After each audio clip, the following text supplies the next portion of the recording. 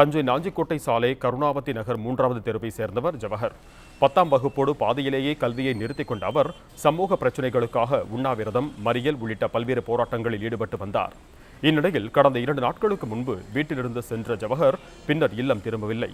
இது தொடர்பாக விசாரணை நடத்திய போலீசார் தஞ்சை புது ஆற்றில் இருந்து ஜவஹரின் உடலை மீட்டு பெற்றோரிடம் ஒப்படைத்தனர்.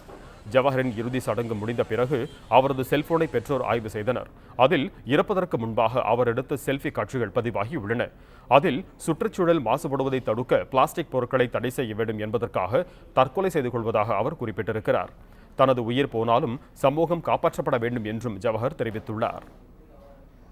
நீ தற்கொலை பண்ணி என்ன எதுக்காக வந்தேன்னா, இப்போ நான் செத்தாதான் நாடு நல்லா இருக்கும் அப்படிங்கிற மாதிரி ஒரு எண்ணத்தில் நான் இருக்கேன். 127 கோடி ஜனத்தொகை நல்லா இருக்கும்னா ஒரு உயிர் போகிற தப்பு கிடையாதுங்கிற சூழ்நிலையில் நான் தற்கொலை பண்ணிக்க போகிறேன். என் சாவுக்கு யாரும் காரணம் கிடையாது, யாரும் எனக்கு தூண்டி விடல. அதாவது முழுக்க முழுக்க இயற்கை எண்ணெய்க்காக தான் இந்த உயிர் போகுது.